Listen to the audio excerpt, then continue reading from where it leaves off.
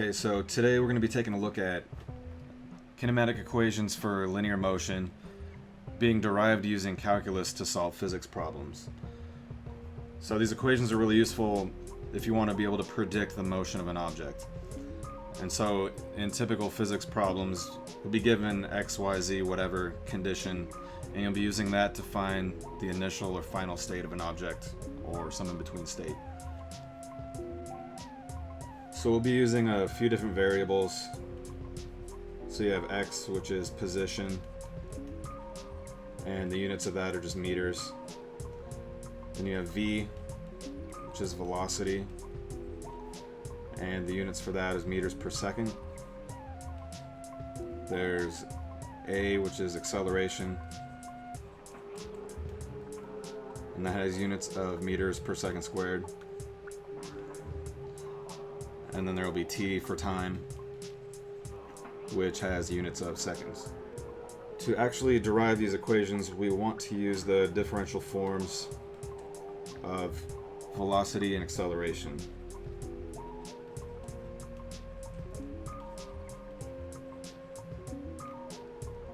So for velocity, that's defined as the change in time, the change in position over the change in time. And then acceleration is defined as the change in velocity divided by the change in time. And you'll also see that as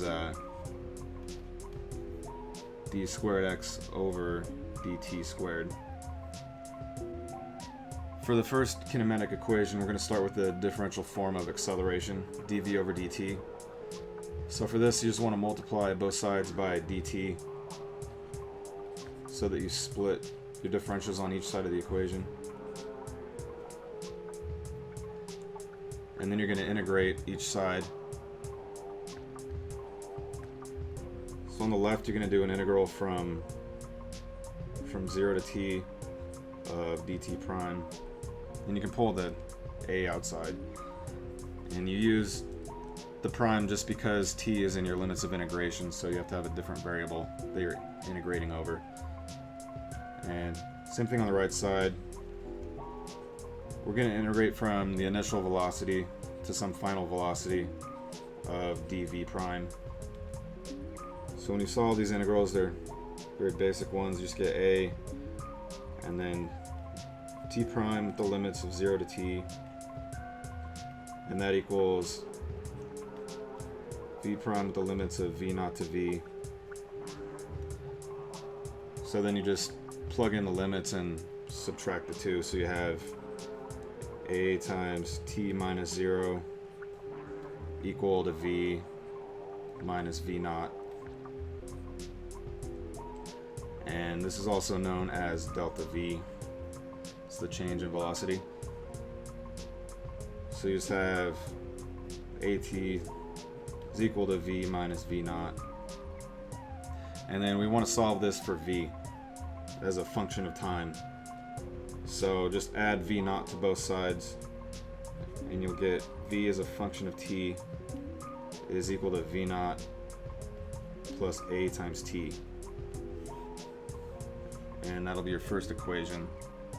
So actually at this step, you can look at the problem as delta v equals a times t, and that's also useful to know. Just multiply the acceleration by the amount of time, and you'll get the change in velocity. And then similarly, you could do this with v equals dx over dt, and you would find that x is a function of time is equal to x naught plus vt. And then writing it like up here, you have delta x equals v times t. So your displacement is just your velocity multiplied by the time.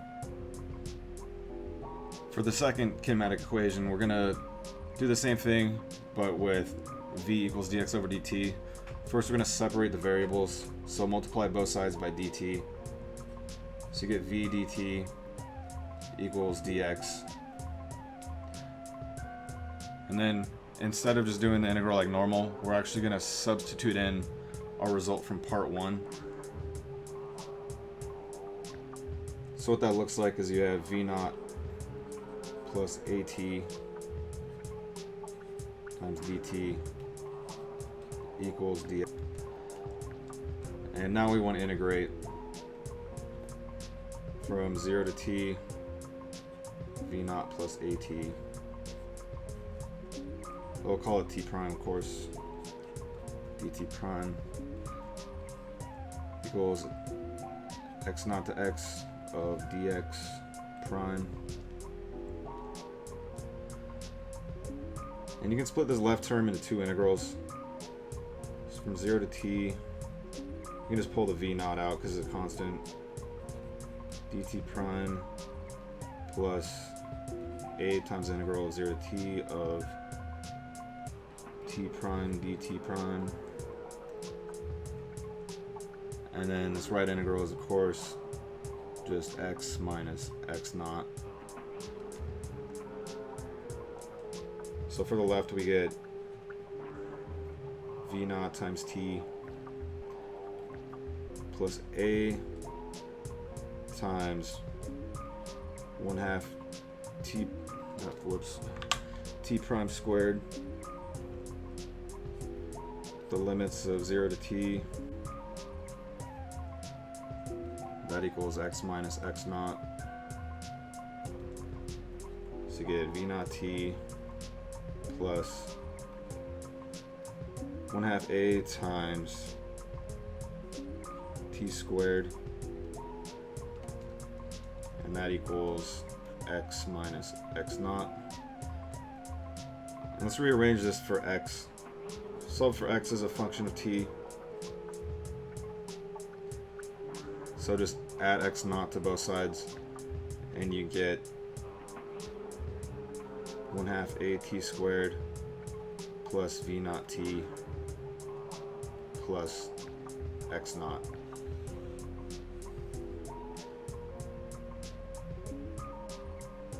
Alright, for the third equation, we're going to use the differential forms of acceleration and velocity. And I don't know who came up with this, but I'm just going to cross multiply each equation together. So you get a times dx over dt is equal to v times dv over dt. And then both of the dt's multiply out, so you have a dx equals v dv. And then for the left side, we want to integrate from x naught to x of dx prime and set that equal to integral from v naught to v of v prime dv prime. So on the left, you get a times x minus x naught. And then on the right, what you get is 1/2 times, we'll just write the whole thing out, v prime squared with the limits from v naught to v. So ax minus x naught equals 1/2 times v squared minus v naught squared. And then we'll multiply the 2 over and rewrite x minus x naught as delta x, just because it's simpler. So you get v squared minus v naught squared. And then just solve this one for v squared and call it good. So just add the v naught squared over. So you have 2a delta x plus v naught. And you're all done.